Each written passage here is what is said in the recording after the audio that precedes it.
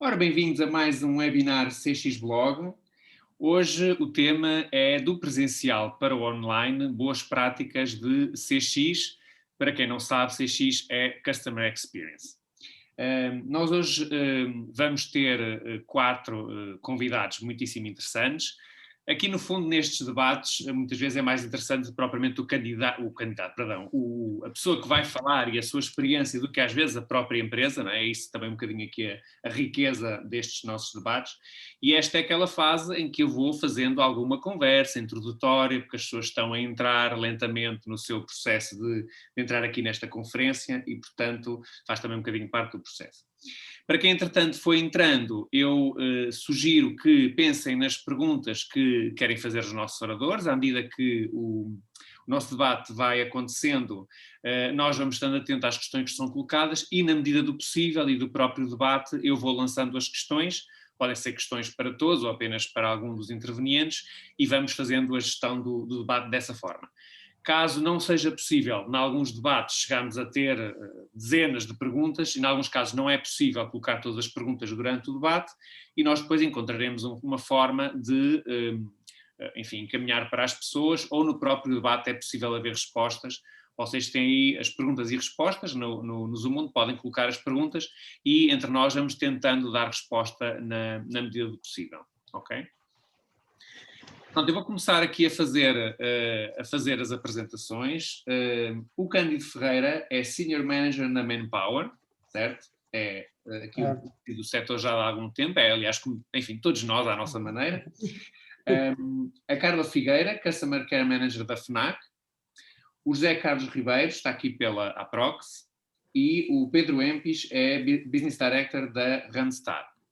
Eu sou Manuel Alçada, sou responsável pela Happy Work e temos aqui é uma personagem muitíssimo importante de todo este processo, que é a Sara Silva, que está em back-office a liderar uma equipa que vai respondendo a todas as vossas questões mais técnicas. Eu fico só com a parte fácil de encaminhar as questões e ela fica com a parte hardcore de fazer com que tudo isto funcione na perfeição.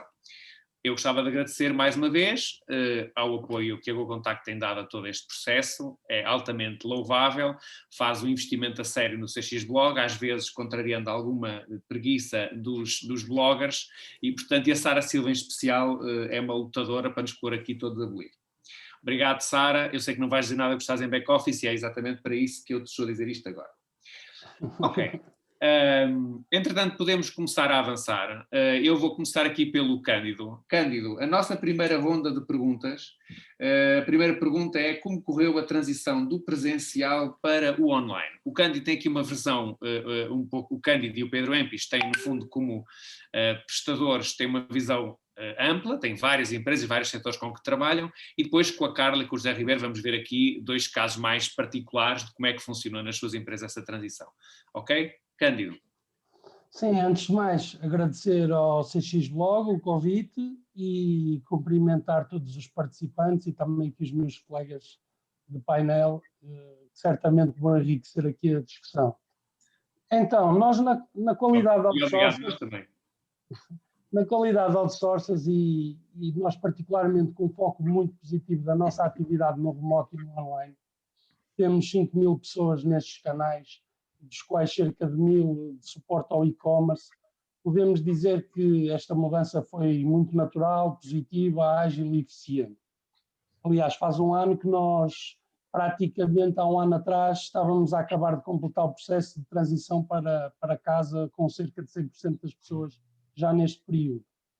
Mas atendendo aqui ao tema das vendas, permitam antes partilhar uma visão alargada que temos nesta condição de outsourcing enquanto parceiro de negócios de outras empresas e de vários setores. Então, o que é que nós assistimos? Assistimos aqui diferentes abordagens, muitas delas condicionadas pela sua atividade e pelo facto de poderem ou não exercer essa atividade durante o período de confinamento, que condicionou alguns e impulsionou outros. Mas em grande parte dos casos aquilo que podemos considerar é que esta situação revelou-se sobretudo um acelerador para a transformação dos processos e para o reforço da aposta no digital e nos canais de modos.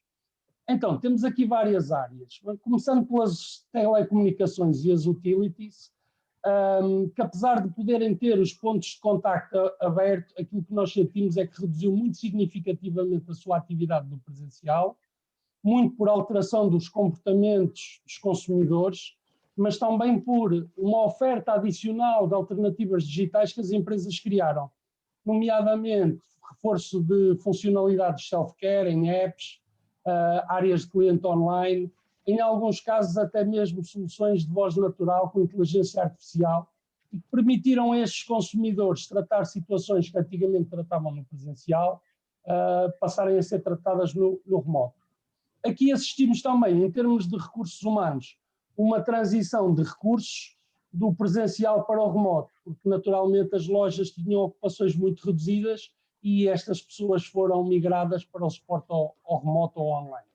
Depois temos o setor financeiro, e este foi sem dúvida um dos setores que teve uma evolução mais significativa e uma maior aposta no digital.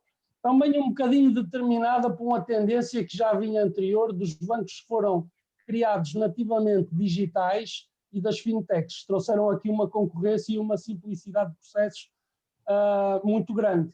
E então este setor teve que se adaptar, mudou de uma visão que já tinha, que era muito paperless para paper-free. Hoje pode-se fazer praticamente tudo, abrir uma conta, aderir a um crédito de forma completamente digital. E aqui houve uma forte aposta na desmaterialização dos documentos e também no DocSign, na assinatura digital. Hoje podemos assinar os contratos de forma digital, nós comercializamos produtos sem a assinatura de um contrato físico, através da assinatura digital. Foi um pulo enorme. Depois temos a eletrónica de consumo, que a Carla certamente tem muito mais a dizer sobre isso do que eu, mas aquilo que nós sentimos dentro dos nossos parceiros de negócio é que houve uma quebra, apesar de poderem estar abertos, também pela limitação, às vezes, de um bundle de oferta, quando a pessoa se dirigia a um shopping e ia fazer determinadas atividades, e houve aqui uma quebra, sobretudo nestes espaços comerciais, do número de atividade, mas houve um crescimento muito significativo, talvez até maior no digital. E aqui houve um comportamento muito curioso, é que o assistente de loja passou, dentro da própria loja, a ser um assistente multicanal e a apoiar todo o processo. Passou a ser um assistente de presencial, remoto e online. Finalmente, para terminar, temos a grande distribuição, a construção e bricolagem também, que manteve, curiosamente, sobretudo esta última área, manteve volumes muito significativos no presencial, em muitos casos aumentou, e o digital teve um aumento muito maior. Por isso, registaram aumentos significativos da sua atividade, mesmo em períodos menos restritivos. O que nós assistimos no primeiro confinamento, houve um natural aumento significativo no digital, mas houve uma quantidade muito significativa de clientes que permaneceram no digital. O que demonstra que aqui fizemos todos um bom trabalho em termos de experiência de cliente. A experiência foi muito positiva e uma parte destes clientes veio para ficar. Ok. E diz-me uma coisa, nós falávamos numa segunda ronda, que acho que também vai ser interessante ver as várias perspectivas, tem a ver com o que é que aconteceu com as equipas que fazem atendimento, não sei se aconteceu em todos. No fundo, deste tem um exemplo de pessoas que fazem atendimento presencial e tiveram que passar a fazer outro tipo de atendimento, mas se calhar vamos avançando e depois voltamos a essa questão que acho que é interessante também. Sim, os meus colegas certamente, o José Carlos Ribeiro e a Carla têm este detalhe das operações deles e vão partilhar connosco. Obrigado, Cândido, já a passar a bola. E já agora há bocadinho, entretanto com a brincadeira da Sara esqueci-me, não me esqueci, mas de vos agradecer a vocês os quatro, obviamente, por estarem aqui, pronto, são os nossos participantes especiais e são de facto pessoas com já uma carreira e uma experiência que é com o maior orgulho que nós contamos convosco hoje. Ok, Carla, em relação à mesma questão, a FNAC passou aí por um processo animado seguramente, como muitas empresas. Sim, que coisas ocorreram? É verdade, as coisas de facto foram animadas e, como já foi dito pelo Cândido, nós vimos o nosso negócio, particularmente o online, aumentar bastante.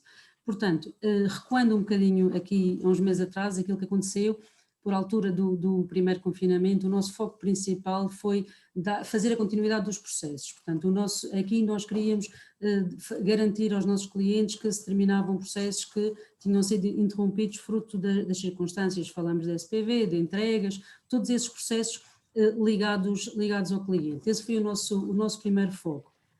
A partir daí, conforme o que aconteceu foi que nós criámos um contact center interno, exatamente para dar vazão ao volume de contactos que estava a ocorrer, e foi um grande desafio porque formámos pessoas rapidamente para fazer esse contact center interno, formámos na tecnologia, porque na verdade em termos de apoio ao cliente estávamos todos capacitados para o fazer. Numa primeira abordagem, em 2 meses, demos vazão a tudo aquilo que nos estava a acontecer de novo, e ainda falámos do novo normal, que entretanto veio para ficar. E a partir daí o grande desafio foi como nos tornarmos mais próximos do nosso cliente. Nosso cliente esse que estava confinado, e como tal nós tínhamos que encontrar aqui várias alternativas e incrementar o negócio. Portanto, surgiram várias oportunidades de negócio e o Customer Care foi o elo de ligação destes negócios todos. Porquê? Porque tínhamos a tecnologia, tínhamos o know-how de contact center e agora era preciso fazer estender isto a toda a organização. Portanto, começámos primeiro por um projeto de ligar as lojas todas em rede, de maneira a poderem estar próximas dos clientes localmente. O cliente ligava e era atendido localmente. Passados poucos meses, fizemos evoluir este projeto para uma linha que atualmente se chama o serviço Liga e Encomenda, onde o cliente liga e os nossos vendedores, através do nosso site, fazem a venda e depois aí sim, se o cliente quiser algo mais específico, transferem para uma loja. Portanto, aquilo que nós fizemos, e indo um bocadinho de encontro ao tema das pessoas, foi reunir as pessoas com a expertise das vendas, no fundo, e fazer de cada potencial vendedor em loja também um embaixador Customer Care. Portanto, reunir, por um lado, a tecnologia e a nossa forma de dar apoio em vários canais, passar esta informação e esta formação para as lojas e, no fundo, sermos todos mais omnicanal. Foi um acelerador, de facto, foi aquilo que nos aconteceu. Que já vínhamos sendo assim, já éramos naturalmente assim, mas desta vez tivemos todos que nos imbuir deste espírito omnicanal. Eu diria que das melhores práticas foi de facto sermos ágeis, a nossa eficiência, uma cultura muito importante de test and learn, fazíamos algo, testávamos, víamos as conclusões e adaptávamos, sempre a monitorizar os KPIs de uma forma muito, muito próxima com as pessoas, muito regular, já suportado no Teams, porque as pessoas estavam então espalhadas pelo país todo, e estamos desta maneira sempre a introduzir a melhoria no sistema, não é? E portanto as boas práticas têm sido isto de voltar de experimentar, de redesenhar o serviço e de facto sermos um apoio quer interno para os nossos colegas que estão a criar serviços, quer externo para o nosso cliente. Cliente esse que também mudou durante esta jornada e que nos fez repensar a experiência cliente e que nos fez, sobretudo, não só estarmos presentes para os clientes que são já nativos digitais, como também para aqueles clientes que precisavam de um apoio adicional para fazer a compra estando confinados. E, portanto, foi isso que nós fizemos e que, sem dúvida, veio para ficar. E sobre o futuro vamos ter depois essa segunda ronda para falar um bocadinho mais. José Carlos, em relação à experiência por que passaram, o que é que tem para nos dizer em relação a esta primeira questão? Muito boa tarde a todos. Eu gostava, em primeiro lugar, de agradecer este convite do CX Blog e também o suporte da GoContact, cumprimentar os vários colegas de painel e também o moderador, naturalmente, e saudar todos os que estão connosco, portanto, neste webinar. Eu diria que, como todos conhecemos, é de senso comum, a transição do presencial para o online, na maioria dos setores, acho que teve várias gradações. Eu julgo que numa primeira fase não houve talvez a verdadeira sensação ou percepção da gravidade da situação. E, portanto, acho que houve ali um tempo inicial em que as empresas ficaram muito na expectativa. Isto vai-se resolver depressa, enfim, dentro de pouco tempo fica normalizado e, portanto, não haverá aqui muitos ajustes. A verdade é que não aconteceu assim e, portanto, as empresas também elas tiveram que evoluir. E aqui eu comungo daquilo que, enfim, os oradores precedentes já disseram, de facto, o grande acelerador do online foi a pandemia, porque todos os negócios, do mais pequeno, do pequeno restaurante ao maior, às grandes utilities, aos bancos, etc., todos eles tiveram que lançar mão deste processo de venda online e acelerar o processo. Pronto. Nas utilities, o que é que nós vemos? Nós vemos que os clientes contactam normalmente este tipo de empresas, nomeadamente os canais presenciais. Porquê? Porque eles vão muito numa perspectiva de servicing. Infelizmente, ainda hoje, o cliente não vê as utilities como, eu estou a falar mais de eletricidade, gás, água, não tanto telecomunicações, como um foco de venda, não é? E, portanto, a perspectiva é sobretudo uma perspectiva de servicing e fica do lado da empresa transformar, digamos, esse tráfego depois em vendas. Agora, depois, sobretudo no caso da EDP, que é aquele que eu conheço melhor, há aqui uma contradição, porque a maioria das vendas dos serviços, porque é disso que estamos a tratar nas utilities, é de vendas de serviços, basicamente, a maioria das vendas é representada pelo canal presencial. Quer pelo retalho que é próprio, portanto pelas lojas próprias ao longo do país, quer pelo retalho franchisado, que é também aqui algo que vale a pena perceber. Os agentes nas suas diversas componentes, uns são exclusivos, outros têm representação de outras marcas, multimarca, etc. E, portanto, nesta situação, digamos, há aqui um microsistema, um ecossistema que é muito afetado. Porque, de facto, os clientes que se dirigem ou dirigiam ao retalho e ainda dirigem, são poucos, não é? O tráfego diminuiu bastante e, apesar de tudo, muito preocupados com a resolução de um problema concreto, de algo que os leva lá. E, portanto, não estão muito, digamos, predispostos a ouvir o que seja do ponto de vista de vendas. Portanto, isto é de facto um tema, pronto, que apanhou as utilities assim. Por outro lado, adicionalmente, o que é que nós temos? Temos que aquilo que presidiu muitas vezes o desenvolvimento do canal online nas utilities foi fundamentalmente um objetivo de redução de custos. Não era tanto de vendas e, portanto, estava muito virado para servicing. Portanto, eu acho que o importante era, quando foi desenhado, digamos, o canal online nestas situações, foi reduzir o custo do serviço. Pronto, e isso foi conseguido e com bons resultados, quer em contact center, quer também alguma coisa em canal presencial, tornando muitas operações em self-care. Mas a verdade é que eram muito de servicing.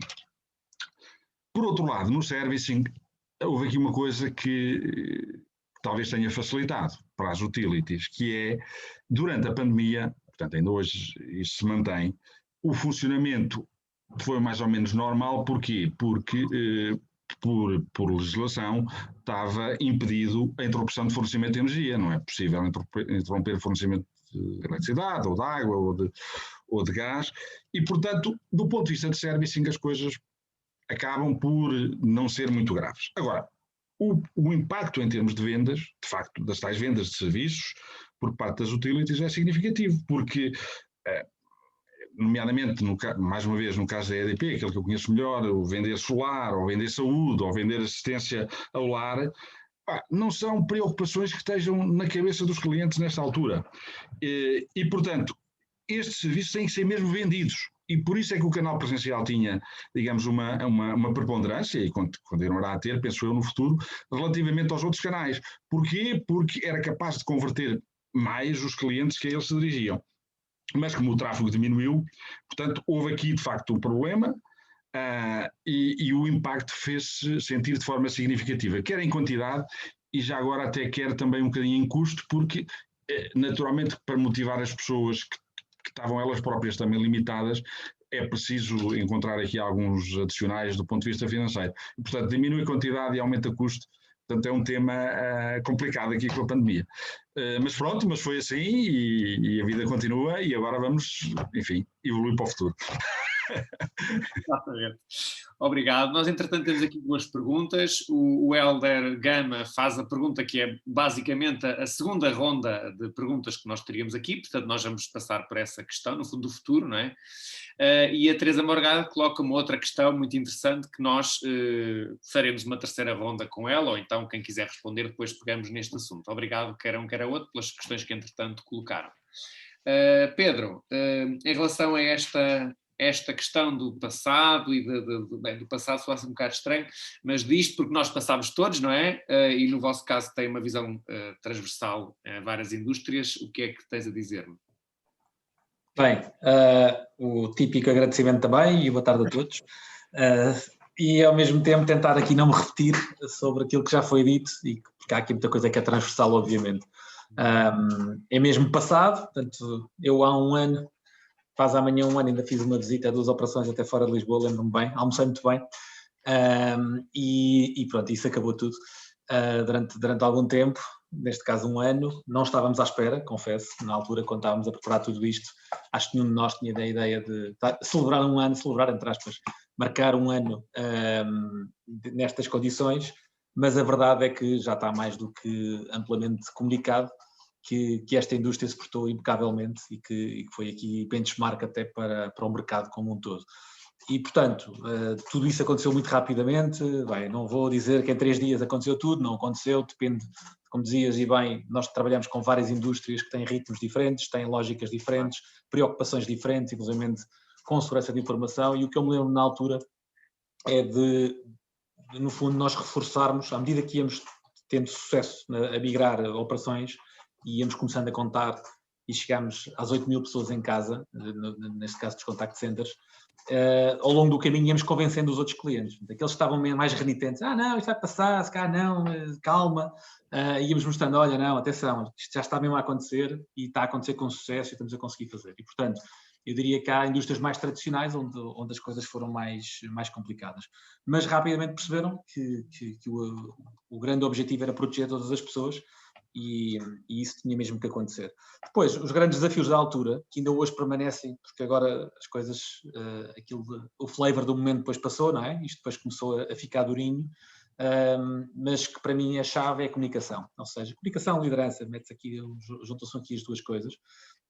E nós aí, lá está, mais uma vez, as pessoas e a criatividade das pessoas é fantástica e nós conseguimos ter, sejam plataformas criadas para o efeito, seja o acompanhamento dado às pessoas que de repente ficaram em casa, e nomeadamente, e nós, quem anda nesta vida há algum tempo sabe que o onboarding de novas pessoas já é complexo no site, quanto mais à distância. E portanto esse foi e é um dos grandes desafios. Depois falaremos mais à frente, quando falarmos do futuro, mas eu diria que esse foi o grande tema. O suporte a tudo isto, felizmente nós já tínhamos uma equipa preparada para isso, pela dispersão que temos, que deu bastante jeito e portanto conseguimos responder rapidamente a toda esta dispersão. Nós migramos, estava a dizer à equipa, atenção, temos, vou dizer aqui o número, mas eram alguns milhões de euros de assets em casa, espalhados. Portanto, passámos de 70 centros para 7.000 contact centers de repente, ou 7.500. E às vezes havia material que não era nosso, era dos clientes. Portanto, convém estimar e ter aqui algum cuidado. Portanto, houve aqui, de repente, uma série de problemáticas que se vieram para cima da mesa e que não ficavam completamente fora. E depois também falámos aqui do canal presencial. Também tivemos aqui exemplos muito, muito interessantes de clientes que decidiram apostar e usar esta capacidade do presencial para o online e para o telefónico. E também foi giro ver aqui a capacidade de adaptação que as pessoas tiveram, um ambiente completamente diferente, e que no fundo perceberam que também tinham skills para o telefone, conseguir fazer a coisa funcionar e manter o racional, basicamente. Ou seja, um esforço grande também aqui dos nossos clientes e de alguns clientes em particular, em fazer isto e depois também com este retorno em vendas. E, portanto, eu diria assim, para podermos passar ao futuro, que é mais interessante que o passado, que já aconteceu, eu resumiria assim. Ok, e depois a seguir ajudas-me Estão-me a ouvir bem, certo? Certo. A seguir ajudas-me na resposta àquela questão que acho que também é interessante e começaste também a falar das pessoas, não é? Porque sem dúvida. Muitas delas também conseguem gerir a relação com o cliente à distância, mas provavelmente algumas não conseguem ou têm mais dificuldade, e como é que se lida com isso? Sim, não tudo rosas. Ok, então e aqui em relação, eu se calhar vou fazer aqui uma pequena, só para fazer aqui um pequeno spin, acho que a questão da Teresa está na transição do passado para o futuro e portanto acho que vamos pegar já na questão da Teresa. No fundo a questão é, para todos os oradores, no âmbito das boas práticas, estão a utilizar com os clientes finais por alguma razão, entre aspas, estamos em teletrabalho? E se sim, porquê? Que não são obrigados a responder todo. Pedro, os teus clientes, como é que... Estão a assumir que estão em teletrabalho ou não? Ou, no fundo, como toda a gente já sabe, não o comunicam? Não estou a ouvir. A assumir perante o cliente final, é isso? Eu penso que a pergunta é o que quero dizer. Sim, penso que sim, que será essa a questão. Eu diria que não é tema, ou seja, não é tema que eu veja discutido juntamente dos nossos clientes. Isto ao início havia uma certa... como é que se diz? Agora estava a surgir o termo só em inglês, mas havia uma certa tolerância, assim é que é, para o cão a ladrar, para o miúdo a chorar e etc. E, portanto, aliás, os NPS até subiram em quase todas as indústrias, em todos os clientes, havia quase pena, não é? Está ali em casa e tem o cão e a avó e a tia e a fixe. E depois essa tolerância, vamos ser sinceros, acabou. Claro. Não é? E, portanto, vamos lá voltar ao negócio e fecha lá a porta, tenta lá ter a coisa um bocadinho mais controlada, mas não há tipicamente essa temática. Eu, enquanto cliente, quando vou utilizando vários serviços, não são só nossos, mas para tratar seja do que for, vou notando isso, e obviamente, estando na indústria, sou atento a tudo o que se passa em qualquer chamada que faça, e apercebo-me disso, mas não há propriamente uma política de clientes nossos em dizer ou não dizer se estão em teletrabalho. Ok. Alguma visão diferente do restante painel em relação a este tema? Esta questão da Teresa?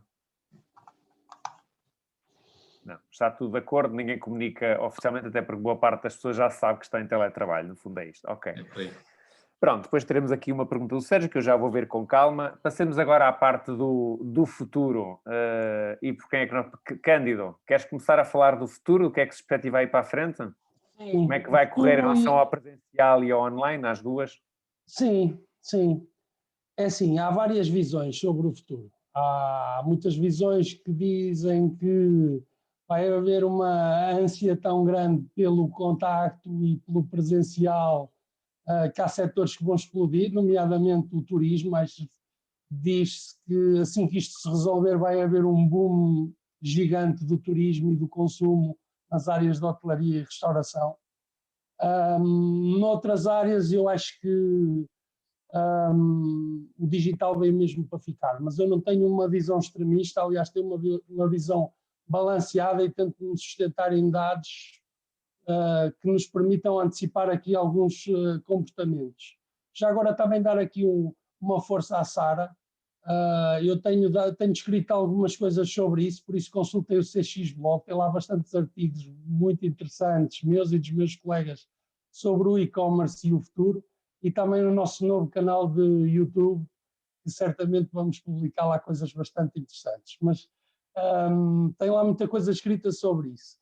Mas também partilhar o quê? Que há imensos estudos que dizem que uma quantidade muito significativa de pessoas que nunca tinham comprado online passaram a comprar. Praticamente 2/3 das pessoas já estão a comprar online. E por outro lado há aqui outros temas. Se olharmos para o retalho puro e duro de lojas têxtil, roupa, telecomunicações, equipamentos. Eu acho que as empresas perceberam, e nós já vemos isso em muitas lojas, também muito pelo boom da procura de determinados produtos, nomeadamente computadores. As empresas perceberam que ter uma rede de lojas passou a ser um risco enorme por estas questões. Pelos custos fixos, pelos custos do imobiliário, pelo estoque.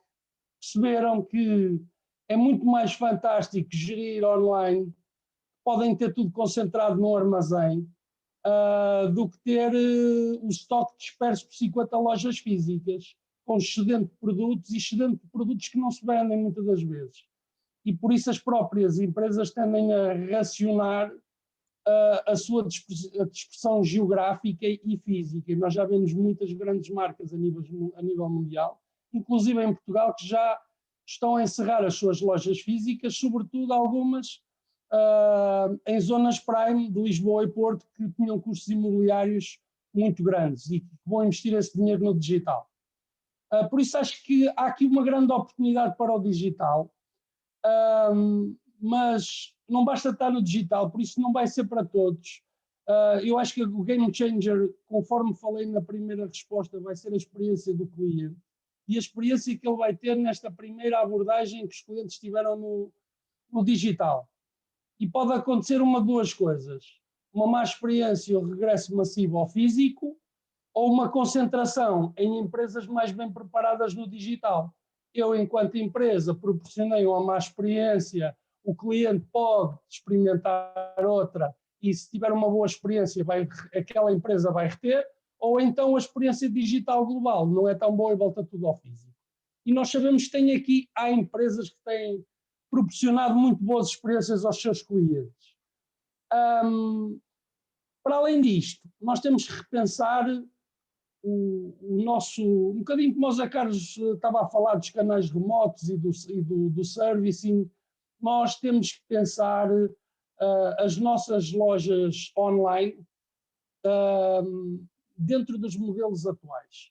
Já não podem ser aquelas lojas do passado onde o consumidor, de forma isolada, e sobretudo este que veio do retalho, que estava habituado ao acompanhamento, à presença, à pessoa a mostrar onde estão as coisas, sobretudo estes, já não pode ser aquela experiência de compra solitária que o consumidor tem que fazer tudo sozinho, anda lá à procura no site de encontrar os produtos. Por isso, uma sugestão que eu deixo aqui é: não basta nós adotarmos este modelo e dizer que estamos no digital, é preciso adaptarmos a esta nova realidade. Aliás, há uma frase que é utilizada num artigo muito interessante sobre transformação digital, que é: neste mundo em rápida mudança, jogar melhor um jogo antigo é simplesmente insuficiente, por isso temos que fazer diferente e adaptarmos. E depois também temos outro tema, é que nós temos uma geração, nós decisores somos todos mais ou menos desta geração e muitas das vezes precisamos da visão de outras gerações. E temos uma geração que está aí, que nós chamamos 3As, que é Anything, Anywhere, Anytime, e que estão habituados a ter tudo na mão, que não tiveram que esperar 30 minutos para jogar um jogo do Spectrum como nós antigamente, que depois ao fim de 30 minutos podia correr bem ou podia correr mal. Eles têm tudo na mão, eles fazem o download dos jogos automáticos, eles encomendam no Uber Eats, é uma geração nativamente digital e que tem uma experiência digital completamente diferente da nossa e é uma geração que nós também chamamos de imediatista. Porque muitas das vezes na conversa com os nossos filhos, quem tem filhos certamente já percebeu isso. Eles acham que nós somos o Google. Quando nos fazem uma pergunta, querem a resposta no mesmo segundo. Mas a culpa não é deles, nem é a educação que nós lhes demos. Eles é que nasceram dentro deste ecossistema. E por isso nós temos mesmo que nos adaptar. Depois, só para terminar, queria partilhar aqui um insight muito interessante. Sabiam que o AliExpress em Portugal tem 100 milhões de visitas, perto de 100 milhões de visitas por mês, 10 por pessoa. Se considerarmos o top 10 das plataformas de e-commerce digital, temos mais de 400 milhões de visitas por mês, são 40 por cada português. Por isso, nós já somos um país extremamente digital. E depois também queríamos sugerir aqui uma coisa.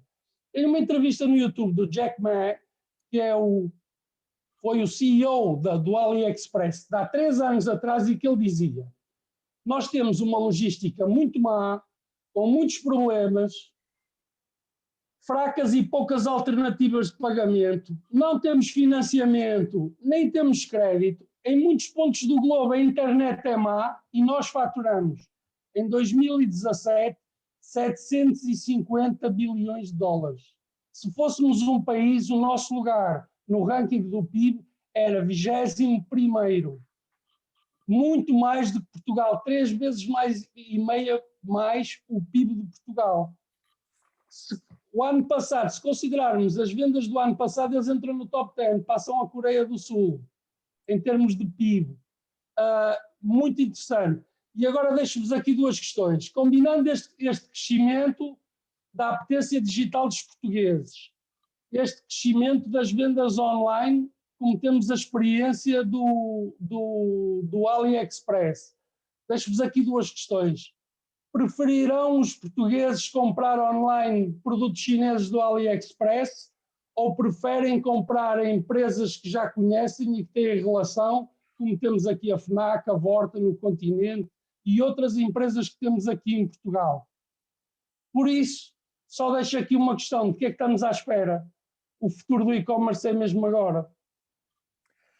Obrigado, Cândido. Eu, em relação às 40 visualizações em média por pessoa, se for as vezes que me enfiam uma imagem de uma coisa para pôr na cabeça, não é? Como é que agora estão a falhar o nome aquela coisa para os carecas, não é? Porem assim um capachinho, não é? Já vezes que já me apareceu um capachinho no Facebook ou uns fatos com muito pelo e coisas do género, se incluir isso, as 40 ou até mais são perfeitamente atingíveis, isso é verdade. Ora bem, então, Carla, em relação aqui ao futuro, agora, apesar de que eu faço esta brincadeira porque realmente há sempre aquela imagem dos videntes de 2019, não é? Que diziam que 2020 isso era um ano fabuloso e depois que viu-se como é que aconteceu, não é? Certo. Eu se calhar, em termos de visão de futuro, começava por algo que não disse há pouco e que tem a ver também com o reforço, como é óbvio que fizemos no chat e agora a dar passos no video chat. Para quê? Para dizer que acreditamos que o futuro vai traduzir-se em um reforço do comportamento que está a existir agora, porventura, talvez com o levantamento de restrições, acreditamos que as pessoas vão querer, obviamente, e queremos todos regressar às lojas, viver as experiências, os concertos, os fóruns, que é aquilo também que é isso que faz a experiência como um todo.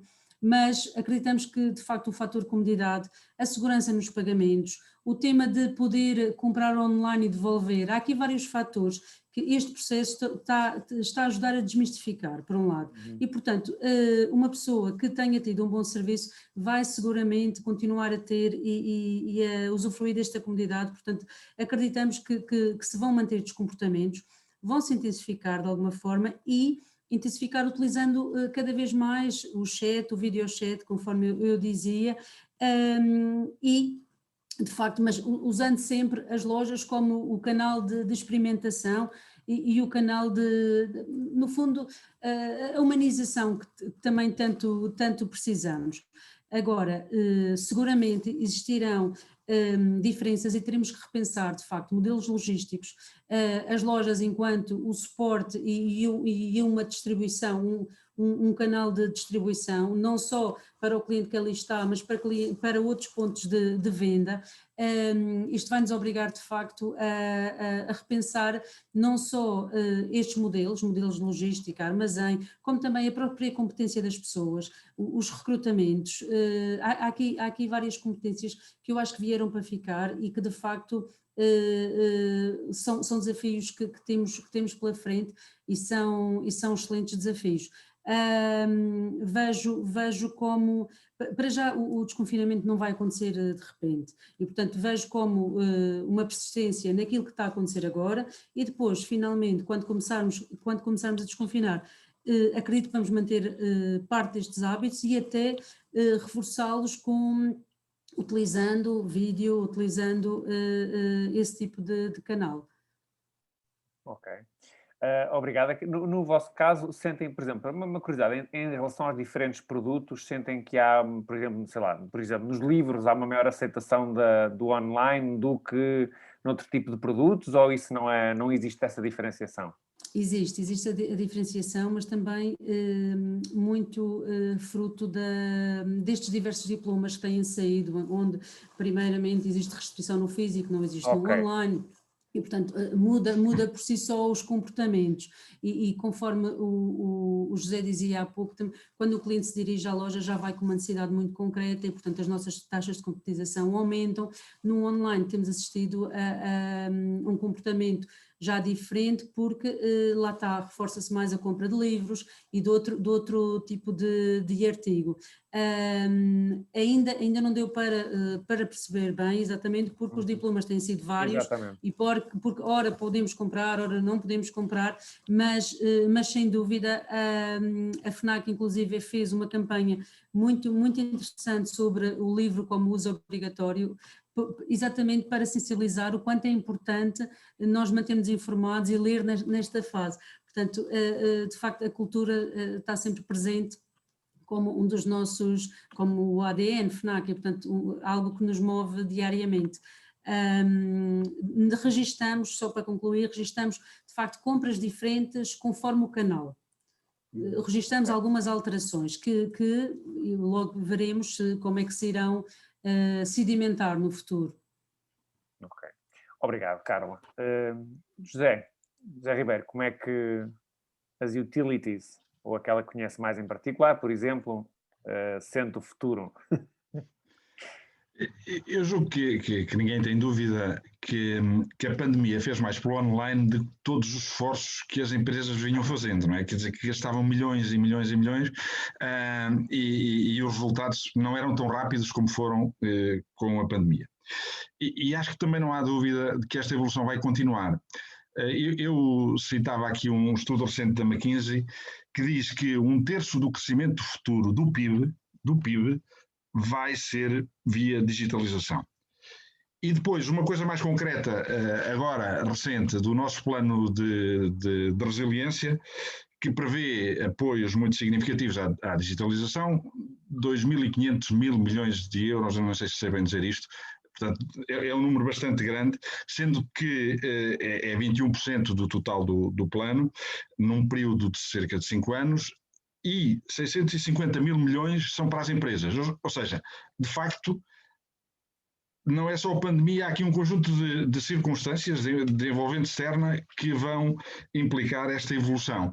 Uma evolução rápida, acho eu, do ambiente online. De qualquer maneira, acho que se colocam no concreto algumas questões. Porque, e nós talvez ainda não tivéssemos, portanto, bem esta experiência.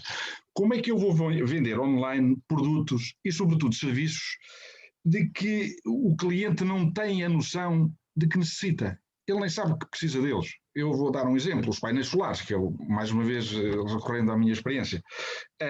E, portanto, aqui fica muito evidente que o marketing, que acho que, já agora, parece-me a mim, enfim, uma visão que pode naturalmente ser muito parcial e limitada, mas que neste tempo de pandemia não se envolveu tanto como deveria nesta promoção do online. Acho que o marketing vai ter que se desenvolver muito mais.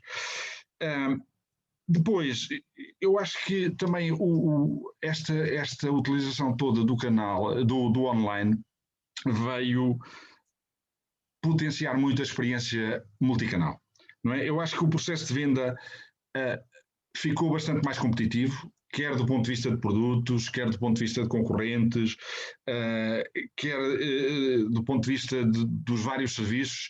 Eu acho que hoje o cliente fica muito mais informado e há uma concorrência bastante mais significativa.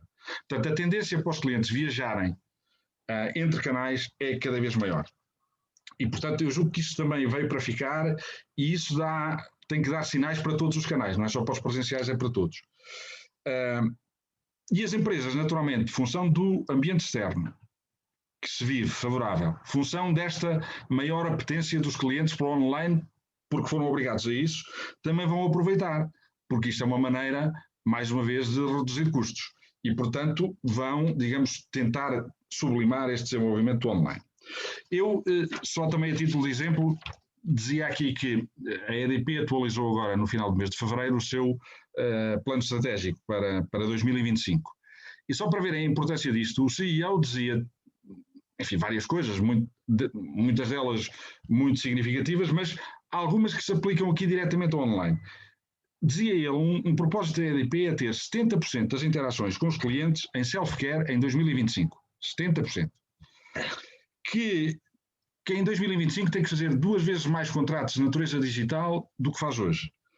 E que 95% dos processos têm que estar digitalizados. Portanto, isto numa empresa estamos a falar de uma empresa à escala planetária, não é? À escala, nas diversas operações que tem no mundo. Portanto, de facto, não há aqui nenhuma dúvida de que as empresas, as grandes, estão muito preocupadas com isto. Agora, acho que há aqui mais algumas coisas que é preciso ter em consideração. A experiência do cliente online, do processo de venda online. Eu acho que, relativamente à avaliação desta experiência, também há aqui passos importantes que é preciso dar e que se calhar ainda não estão dados. E eu já agora acrescentava aqui uma coisa que eu venho sentindo mais como cliente do que outra coisa, que não é só a compra. Isto é uma cadeia, e a cadeia também vai até à entrega do produto e dos serviços. Ou à entrega do produto ou à instalação de serviços. O que é que eu quero dizer com isto? Quero dizer que isto é muitas vezes externalizado, esta última parte, e muitas vezes não corre bem. E, portanto, há aqui desafios grandes para as empresas e para os próprios outsourcers de que todo o processo de venda online, até ao final, incluindo a entrega do bem ou a instalação dos serviços, decorra de facto bastante corretamente. E é preciso que esta última parte também seja bem garantida, porque depois é os CTTs, é o distribuidor alternativo, é o transportador, é não sei o quê, mas isso cria uma má experiência de facto. Depois, eu diria que me parece, isto também é uma visão um bocadinho subjetiva, que vai haver aqui tendencialmente uma redução do tráfego no canal presencial. Tendencialmente, se vai ser muito ou se vai ser pouco, não sei. Eu acho que a minha perspectiva é que não iremos retomar os níveis que tínhamos no passado. Mas, em contrapartida, o canal presencial cada vez vai ser visto mais como o canal do último recurso. Ou seja, é de experiência, como dizia a Carla ainda agora, mas também é do último recurso. Quando a coisa não se resolve, é ali. E isso traz um acréscimo de exigência muito maior ao canal presencial. Portanto, ou seja, o cliente vai ali quando o resto falhou, permitam-me assim.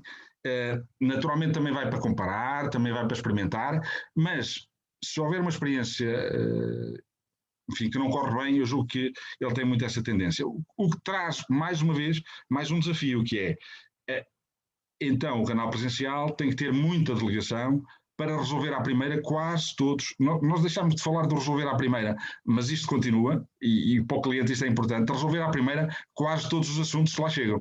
E, portanto, temos que ter aqui, e para não me alongar muito mais, temos que ter aqui no retalho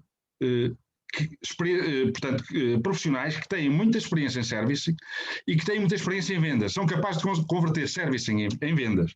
O que é que isto quer dizer e traz consequências, e eu percebo que traz, portanto o atendimento tem que ser de excelência, os profissionais têm que ser de excelência, e isto para trás traz consequências ao nível do recrutamento, ao nível da formação e ao nível da remuneração. Nós não podemos deixar de falar disto, dos profissionais neste setor específico. Obrigado. Eu já agora tenho aqui o Henrique Carvalho, penso que até foi logo no início desta sessão, fez aqui um raise hand, portanto levantou a mão para intervir, o que num evento deste género, não sei muito bem como é que se faz, o que eu lhe ia pedir, ele retirou a mão, mas pode ter sido acidente, também assim ficámos a saber, mas de qualquer forma, se tiver alguma questão, o melhor mesmo é colocar nas perguntas e respostas a questão que tem e nós tentamos aqui responder, ok? Pedro, em relação aqui ao futuro. Bora lá, futuro. Eu acho que o futuro nos traz aqui desafios, como sempre, mas nós agora já o conhecemos, mas traz mais oportunidades até do que desafios. E oportunidades porquê? Nós tipicamente este é um setor e agora centrando um bocadinho no discurso nas operações e nas pessoas que protagonizam tudo isto, tipicamente é um setor com um turnover elevado, portanto com alguma rotatividade. E aquilo que nós observamos é que bastante mais de metade das pessoas que estão em regime de teletrabalho querem lá ficar. Ou seja, apesar de haver boa gente, eu incluído, que já agradecia que isto acabasse, há muita gente que valoriza este modelo e esta forma de trabalhar. Seja porque provavelmente tem um consumo de tempo diário para se deslocar para o seu local de trabalho que é elevado, em transporte público, se calhar não é o mais confortável, e portanto consegue dar uso ao seu tempo de uma forma muito melhor fazendo este trabalho a partir de casa, ou seja também pelas evidentes vantagens que tudo isto traz na economia à volta desta realidade. E acho que isso é uma oportunidade para nós, ou seja, tal como temos também mais ou menos 30% de pessoas que diz, tal como eu, já chega, agora gostava muito de voltar para o site, se faz favor. E porque nós temos que nos lembrar de uma coisa, isto era uma atividade muito intensa do ponto de vista humano.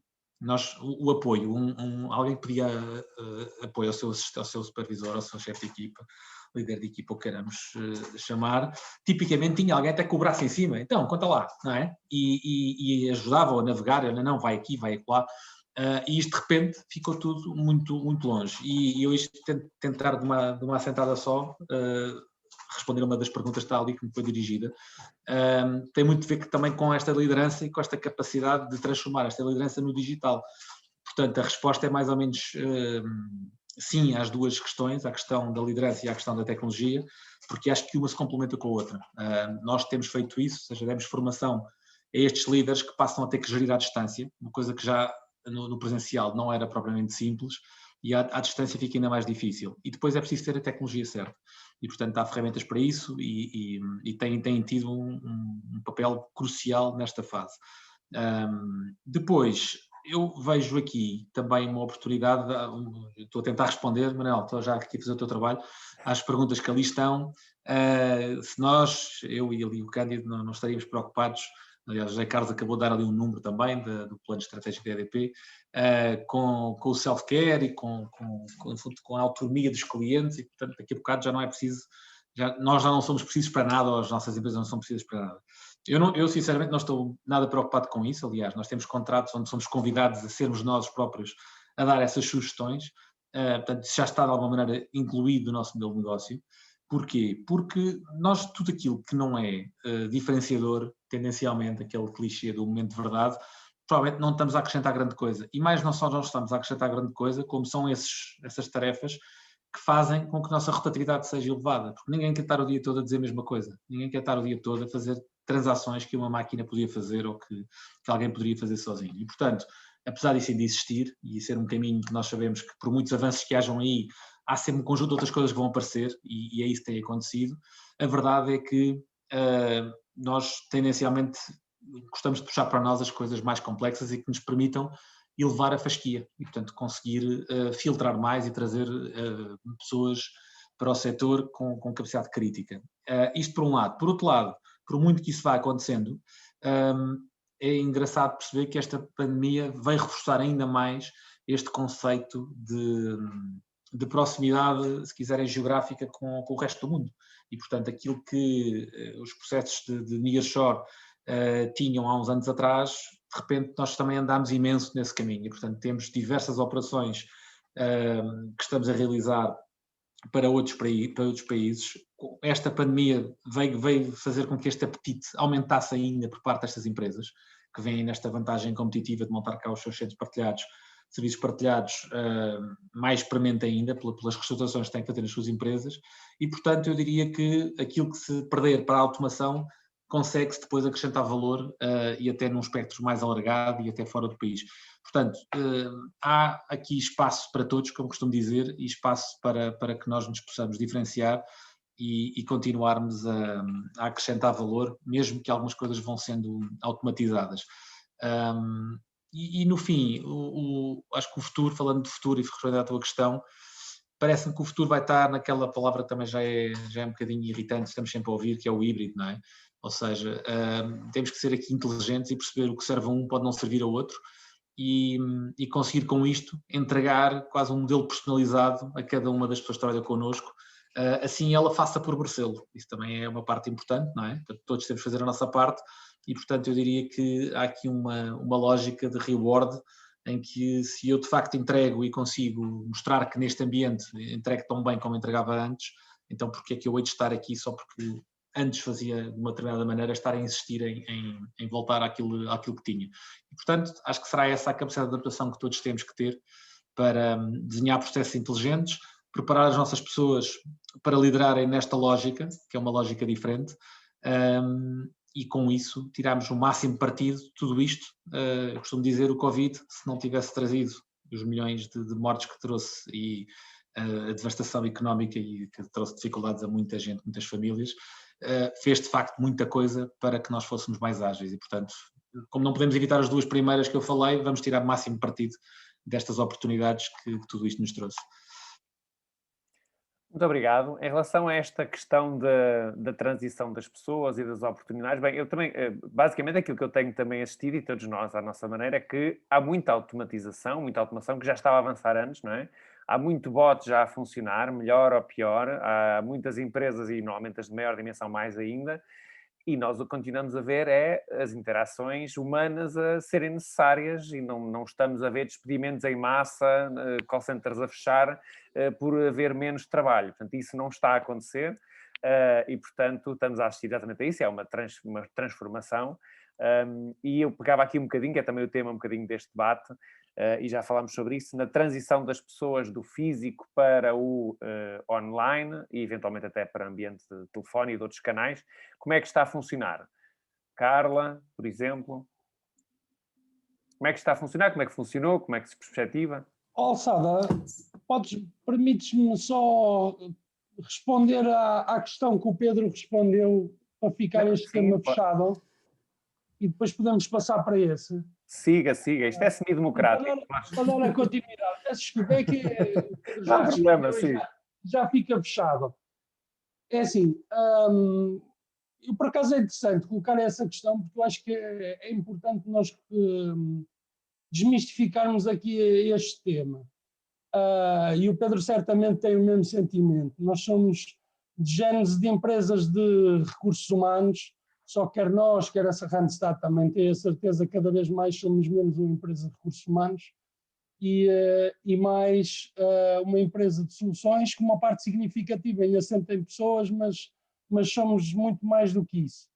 Para explicar também, e também para ajudar neste esclarecimento, não para fazer publicidade, mas para de alguma forma ajudar a perceber isto.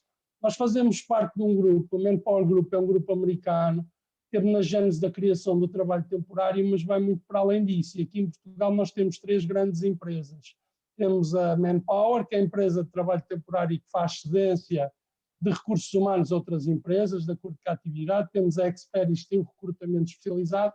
E depois temos a nossa empresa, que é a Manpower TBO, que é uma empresa orientada para o outsourcing, e nós já não somos uma empresa de recursos humanos, somos uma empresa de pessoas, mas acima de tudo a nossa principal oferta de valor é a nossa experiência, aquilo que nós fornecemos aos nossos clientes é a gestão da experiência do cliente desde o processo de aquisição até aquilo que o José Ribeiro falava que é o last mile, porque nós percebemos que um produto deixou de ser um simples produto e passou toda a sua experiência desde o processo de aquisição até ao processo de entrega e depois o pós-venda, é que faz as pessoas diferenciar uns produtos de outros. Às vezes produtos com muita qualidade no produto em si têm muito menos qualidade na experiência como um todo. E o José Carlos Ribeiro tocou muito bem nesse assunto, porque isto só se consegue fazer com uma estratégia integrada, com o last mile integrado no Customer Experience, porque senão, se estiver num third party, numa empresa, há uma coisa que fica-nos completamente ao lado. Eu não digo que o processo de entrega esteja nestas empresas, mas a gestão do processo de entrega tem que estar numa empresa que faça a gestão de toda a experiência do cliente.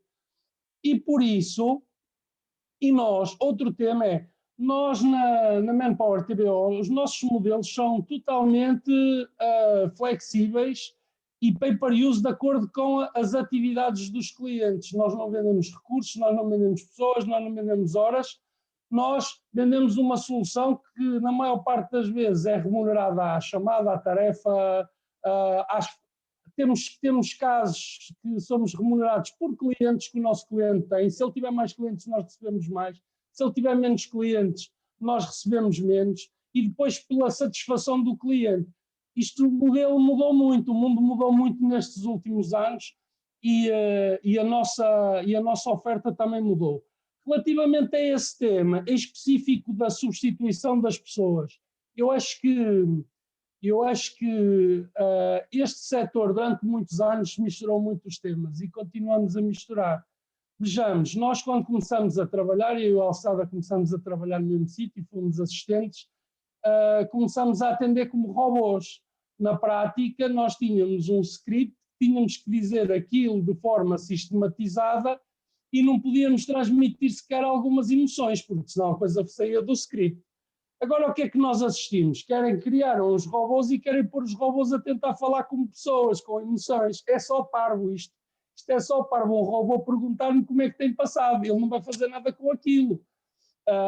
E então, eu acho que neste momento é que nós estamos a atingir um momento mais positivo deste setor, onde as pessoas vão poder ser pessoas e os robôs vão poder ser robôs e cada um fazer o seu papel. Nós não queremos fazer o papel, era aquilo que o Pedro dizia, dos robôs, fazermos tarefas indiferenciadas que não acrescentam valor nenhum às organizações para o qual trabalhamos, porque senão somos uma commodity, senão entramos aqui numa guerra de cêntimos e somos uma commodity. Nós queremos estar naquilo que acrescenta valor às empresas. E o que é que vai acrescentar valor às empresas no futuro? É a relação, é a proximidade, é o human touch que se pode entregar na relação de uma organização com o seu cliente e que é substituível pelo robô. Os processos comerciais, os processos de acompanhamento, os processos de retenção. E nisto temos um futuro brilhante todos e também tenho escrito sobre isso no CX Blog, o artigo que diz Future is Human.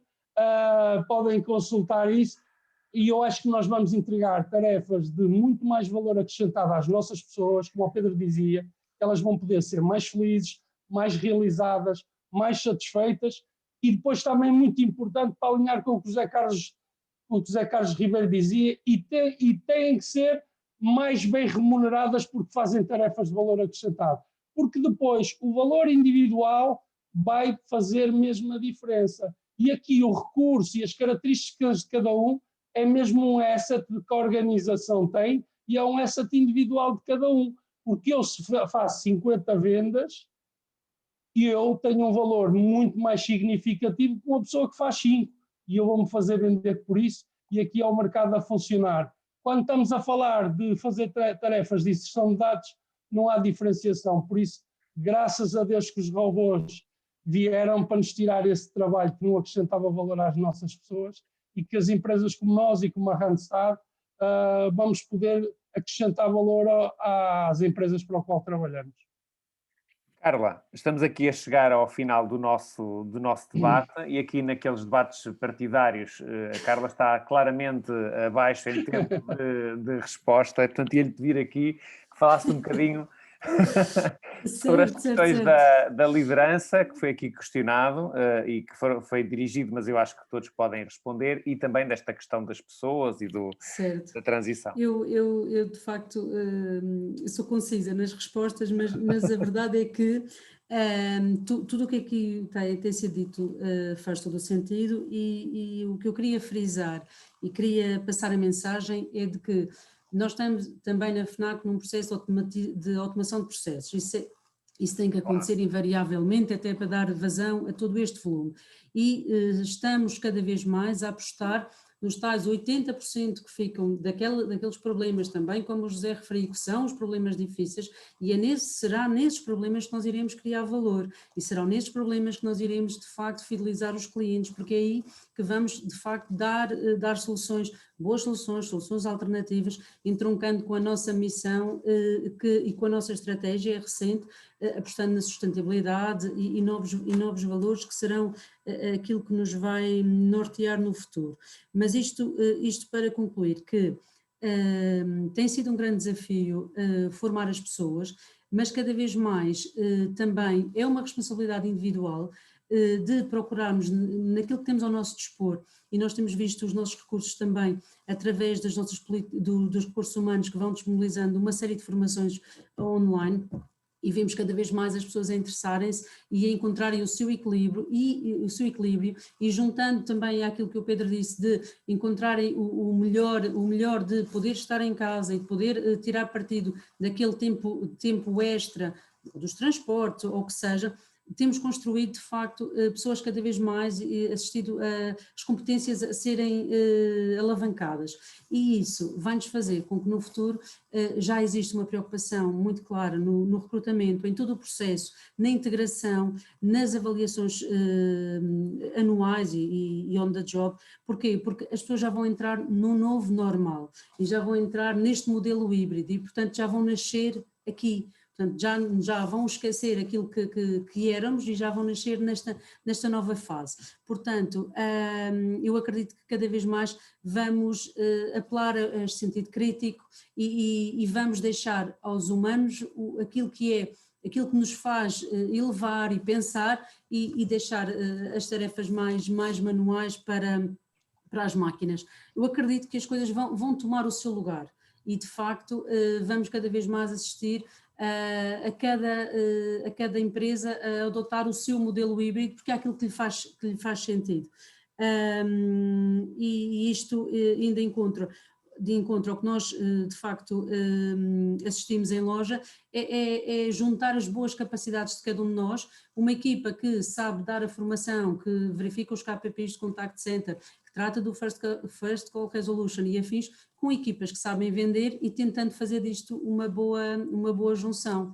E temos sido bem-sucedidos e, de facto, os projetos só vêm mostrar isso mesmo. Era a minha conclusão. E também não deixar de agradecer ao CX Blog por nos ter juntado e ter abordado esta temática. Também sugerir, como já foi dito, ler efetivamente os artigos do CX Blog, que têm sido muito interessantes sobre tudo aquilo que está a acontecer e o que é que são as dinâmicas do setor, e acho que, de facto, tem sido um ano de grande aprendizagem. Noel, posso só complementar aqui uma coisinha muito rápida? Sim. Neste tema? Diga. É porque eu acho que estamos todos a chegar à conclusão, bom, substituir as pessoas por máquinas é capaz de não ser nenhum drama, nas operações rotineiras, se calhar é bom, se calhar não, de certeza é bom. E eu acho que isto joga com a cada vez maior qualificação que as pessoas têm neste setor. Este setor é um setor que emprega hoje dezenas de milhares de pessoas, que no início eram pessoas em que o nível de qualificação escolar não era assim tão grande, mas que hoje é bastante grande, e portanto eles provavelmente estarão à espera e ficarão muito satisfeitos em ter não tarefas rotineiras para fazer, mas tarefas que lhe permitam, digamos, pôr algo de si na resolução, e isso naturalmente há de trazer, são tarefas de valor acrescentado, há de trazer também mais remuneração. Pode ser que isto seja um bom triângulo virtuoso e que traga para as nossas pessoas, para as pessoas que estão neste setor, digamos, boas novidades no futuro. Muito obrigado. E pronto, terminamos assim o nosso debate de hoje. Antes de começarem já a desligar-se e a entrar nos vossos afazeres familiares e caseiros e profissionais, no dia 15 de abril, às 15, é o terceiro webinar sobre este grande tema das vendas. Neste caso, vamos voltar ao tema da venda ao telefone, que não deixou de existir, não é? Nós temos pegado mais no online, mas ele existe e continua a acontecer. Vamos ter nesse debate o Eduardo Matos, o Nuno Margarido, a Eva Laranjeira e o João Borges. Tal como já outros disseram, aproveitem e acompanhem o canal do YouTube do CX Blog. O próprio CX Blog tem lá artigos muito interessantes, de várias pessoas que não eu, que eu já deixei de escrever, estou um bocado de baldas ultimamente. Sara, não me mates. E agradeço a todos a vossa presença aqui, especialmente aos nossos 4 participantes e todos aqueles que estão a assistir e que colocaram as questões e que também participaram connosco. Muito obrigado e até à próxima. Obrigado, até à próxima. Até à próxima, boa tarde. Obrigada, até à próxima. Boa tarde.